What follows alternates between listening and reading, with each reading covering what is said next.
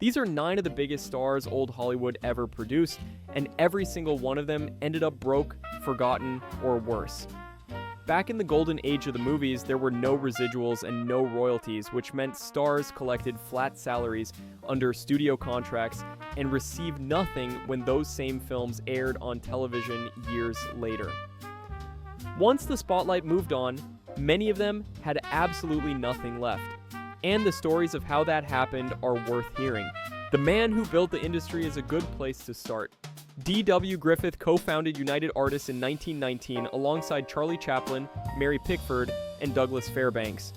2 of the most important and profitable films ever made at the time, The Birth of a Nation and Intolerance, came from his direction. Chaplin once put it plainly, saying the whole industry owed its existence to Griffith. And that's what makes the ending so grim. By the 1930s, Griffith had completely lost his footing in the business he helped create. His last film, The Struggle, came out in 1931 and failed, and after that, he never directed again. 17 years of near total obscurity followed, all of them spent living alone at the Hollywood Knickerbocker Hotel, a once glamorous establishment that had become a symbol of faded glory. On the morning of July 23, 1948, Griffith was found unconscious, and he died of a cerebral hemorrhage on the way to the hospital at 73 years old. A public memorial took place at the Hollywood Masonic Temple, but few stars bothered to show up. The man who helped create the movie industry died forgotten by the very people who owed their careers to him. Buster Keaton's fall hit just as hard, and in some ways harder. During the 1920s, Keaton ran his own independent studio with total creative control, earning $3,000 a week under his 1928 MGM contract while living in a lavish 20-room Italian villa in Beverly Hills. What he did next, he later called the worst mistake of his career. He signed that contract with MGM. Chaplin reportedly warned him not to do it, telling Keaton, "Don't do it. They'll ruin you helping you. They'll warp your judgment." Keaton signed anyway, and that's when everything collapsed. The 1929 stock market crash wiped out much of his wealth, and unlike Chaplin and Harold Lloyd, Keaton never recovered financially. On top of supporting his own household, he carried the financial burden of his mother, father, sister, brother, and his brother's entire family. In 1932, his wife Natalie Talmadge divorced him and took the Italian villa, his fortune, and full custody of their 2 sons, going so far as to legally change the boy's surname from Keaton to Talmadge. 9 years passed before he saw his children again. MGM fired him in 1933, and Keaton later admitted, "Losing out at MGM made me poison at the other major Hollywood studios. None of them seemed to want or need me." Severe alcoholism brought blackouts, and 1934 brought bankruptcy, along with an IRS claim for $28,000 in back taxes. That beautiful Italian villa eventually sold to actor James Mason for just $82,000, a fraction of what it had been worth. But here's where Keaton's story turns. In 1940, he married Eleanor Norris, who helped him control his drinking and stayed with him for the rest of his life. Billy Wilder cast him in Sunset Boulevard in 1950, playing one of the silent film ghosts haunting modern Hollywood, and he appeared alongside Chaplin in Limelight in 1952, the only time those 2 great silent comics ever shared the screen. An honorary Oscar arrived in 1960, recognizing his unique talents, which brought immortal comedies to the screen. Lung cancer took him on February 1st, 1966 at age 70. Now the next name on this list might not ring a bell, but the voice absolutely will. Cliff Edwards, known as Ukulele Ike, recorded a #1 hit with Singin' in the Rain in 1929 and appeared on Broadway in Lady Be Good alongside Fred Astaire. In 1940, Disney cast him as the voice of Jiminy Cricket in Pinocchio, where he performed When You Wish Upon a Star, which won the Academy Award for Best Song and became Disney's signature melody. None of that protected him from himself. Alcoholism, drug addiction, gambling, and 3 divorces with heavy alimony drained everything he earned, and Edwards declared bankruptcy 4 times during the 1930s and 1940s.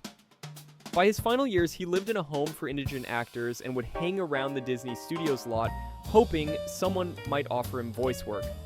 In 1969, he entered a nursing home in Hollywood as a charity patient supported by the Actors Fund, while Disney quietly covered many of his medical expenses. Edwards died on July 17, 1971, at the age of 76. at the Virgil Convalescent Hospital in Hollywood, penniless. And this is where it gets worse. His death went unreported for several days because hospital officials had no idea he had ever been famous. His body went unclaimed and was donated to UCLA Medical School. When Disney found out, they offered to pay for the burial, but the Actors Fund of America and the Motion Picture and Television Relief Fund handled it instead. 13 years passed before Disney paid for a grave marker, reportedly after the Ukulele Society of America brought the missing headstone to their attention. The man who sang "When You Wish Upon a Star, Your Dreams Come True" died penniless, forgotten, and unclaimed. Posthumous recognition came in 2000 when he was named a Disney legend, and his recording of that song entered the Grammy Hall of Fame in 2002. Clara Bow's story begins in poverty, and despite everything she achieved, ends in isolation. She was the it girl, the living symbol of the Roaring Twenties, and the #1 box office draw in America in both 1928 and 1929. 45,000 fan letters arrived for her in January of 1929 alone. Wings, the very first film to win Best Picture, featured her prominently, and she appeared in 58 films over her career, earning $5,000 a week at Paramount at her peak. But none of that erases where she came from. Born in a Brooklyn tenement into extreme poverty, Bow grew up with an abusive father and a mentally ill mother. She once described her childhood by saying, "I never had any clothes, and lots of time didn't have anything to eat. We just lived. That's about all." Hollywood found her, used her up, and discarded her. Her manager, B.P. Schulberg, exploited her financially and sexually, charging studios $500 for her services while paying her just $200 and keeping the difference. In 1930, her secretary Daisy DeVoe faced charges for financial mismanagement in a sensational court trial. Nervous breakdowns followed, and Schulberg started calling her Crisis a Day Clara. Paramount released her from her contract in 1931 at the age of 25, and her career was finished. Schizophrenia plagued her, the same illness her mother had suffered. Several suicide attempts and shock therapy in 1949 marked the years that followed. Bow spent her final years as a recluse, separated from her husband, and died of a heart attack on September 27, 1965, at age 60, alone in her Culver City home. One detail that sets her apart from others on this list is that she didn't die completely broke, because Schulberg had forced her to invest half her salary early in her career, which ironically protected her later. The isolation and suffering, though, were very real. Frances Farmer's story stands as one of the most disturbing in all of Hollywood history. During the late 1930s, she starred in 15 films alongside Bing Crosby and Cary Grant, and held a 7-year contract at Paramount. She was also rebellious and outspoken in a system that punished both. October of 1942 brought the first arrest, a drunk driving charge during a wartime blackout, and Farmer told the arresting officer, "You bore me." January 1943 brought a second arrest, a violent episode in court, and removal in a straitjacket. A private sanitarium followed where she underwent insulin shock therapy for 90 days, and that's when her own mother intervened. In 1944, Lillian Farmer had her daughter declared legally insane and committed to Western State Hospital at Steilacoom, Washington. That facility held more than 2,700 patients, 500 over its official capacity, with only 15 graduate nurses where 107 were recommended, and just 14 doctors of the minimum 20 needed. Farmer spent 5 years inside those walls, from 1945 to 1950, and later wrote that she'd been chained to her cell. What came after release tells its own story. Frances Farmer took a hotel laundry job in Seattle, and her full civil rights weren't restored until 1953. A comeback attempt brought her to Indianapolis, where she hosted a local TV show called Frances Farmer Presents from 1958 to 1964, and it actually earned the #1 rating in its time slot. The damage, though, ran too deep. Esophageal cancer took her on August 1st, 1970, at 56. In her posthumous autobiography, she wrote, "Never console yourself into believing that the terror has passed, for it looms as large and evil today as it did in the despicable era of Bedlam." Veronica Lake once ranked among the biggest stars in Hollywood. In the early 1940s, she earned $4,500 a week and became famous for that iconic peekaboo hairstyle. blonde hair cascading over one eye. Sullivan's Travels, This Gun for Hire, and I Married a Witch all featured her prominently. A childhood diagnosis of schizophrenia shadowed everything that followed, and Lake turned to alcohol to cope. Her reputation on set became toxic.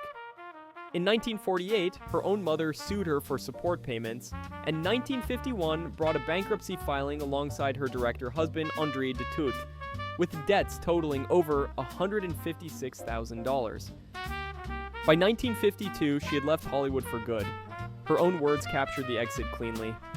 "I said, the hell with you, Hollywood, I've never been back." And this is where the contrast becomes unbearable. In 1962, a reporter found Veronica Lake working as a cocktail waitress at the Martha's Washington Hotel in Manhattan under the name Connie de Toth. When fans read the story and mailed her money, she returned every cent and called it a matter of pride. Marlon Brando, a former lover, sent her a check for $1,000, and Lake had it framed instead of cashing it. The Walk of Fame ceremony told the whole story in miniature. Journalist Sue Cameron attended and later recalled, "There was not one person there. There was no microphone. There was nothing. It was just 3 people." Cameron also sat down with Lake in 1970 and expected to meet a glamorous star, but instead found, in her words, a woman who looked like a cleaning lady. You could see she was very damaged. Lake appeared to be in her 70s at the time. She was 47. Hepatitis and acute kidney injury, both tied to years of alcoholism, killed her on July 7, 1973, at the age of 50. Judy Garland earned nearly $10 million over her career, roughly $100 million in today's money, making her one of the most celebrated entertainers of the 20th century. Dorothy in The Wizard of Oz, the first woman to win a Grammy for Album of the Year with Judy at Carnegie Hall, a voice that defined an era. The system broke her early. MGM gave its young performers pills to stay thin, energetic, and awake, and her own mother had started her on pills even before the studio did. 5 marriages followed, each one ending in a costly divorce, and her agents, Freddie Fields and David Begelman, didn't just mismanage her finances, they embezzled from her. According to her third husband, Sid Luft, Garland earned between $12 and $15 million from 1961 to 1966, performing more than 50 concerts a year and starring in her CBS series. Luft put it bluntly in his memoir, "No matter how much she worked, no matter how many concerts she performed, or television shows she did, she was always in debt." The IRS pursued her for approximately $500,000 in back taxes and placed liens on her Brentwood home, her Capitol Records contract, and every business deal she had. Selling her home well below market value wasn't enough to clear the debt. By the late 1960s, Judy Garland drifted from hotel to hotel with no permanent home. On June 22, 1969, she died in a London bathroom from an accidental barbiturate overdose at 47 years old. $40,000, that's what her entire estate amounted to. She owned no rights to any of her films and collected no royalties from them. Frank Sinatra reportedly covered the cost of her funeral, and her daughter Lisa Minnelli spent years paying off the remaining debts. Mickey Rooney's story stretches across 9 decades and more than 300 films, the longest career in Hollywood history. At his peak in the late 1930s, he held the title of number 1 box office star in America and highest paid actor in Hollywood, pulling in approximately $150,000 a year. By the late 1970s, the Broadway hit Sugar Babies earned him $65,000 a week. 8 marriages ate through that money, starting with his first wife Ava Gardner in 1942, a union that barely lasted a year. Bankruptcy arrived in 1962, the same year as lifetime earnings crossed an estimated $12 million. A gambling habit he could never shake meant that he, in his own reported words, gambled away his fortune again and again. A second bankruptcy filing came in 1996, this time with $1.75 million owed to the IRS.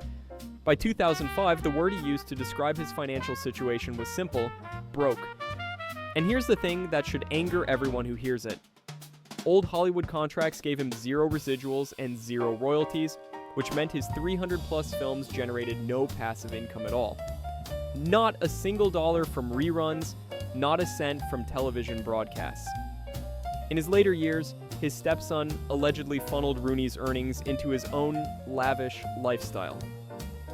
At 90 years old, Rooney appeared before the United States Congress in 2011 to testify about elder financial abuse, describing what had been done to him. The Hollywood Reporter later wrote that he was, in the end, brought down by those closest to him. He died humiliated and betrayed, nearly broke, and often broken. $18,000. That's what Mickey Rooney's estate amounted to when he died on April 6, 2014, at 93. His 8 surviving children reported being barred from seeing him during his final years, and the $18,000 went to his stepson, who had previously been accused of stealing $8.5 million from the elderly actor. 9 stories from the golden age of Hollywood, 9 people who stood at the absolute top of the entertainment world. The same forces brought every one of them down: a system with no financial protections, studios that consumed people and discarded them, addiction that the industry itself often introduced, marriages that ended in devastating settlements, and trusted people who stole what little remained. The next time you hear "When You Wish Upon a Star," or catch that famous peekaboo hairstyle in an old photograph, or watch Dorothy click her heels, remember the real people behind those images. Hollywood gave them fame, but not much else. If these stories moved you, consider subscribing and leaving a comment. We'll see you in the next one.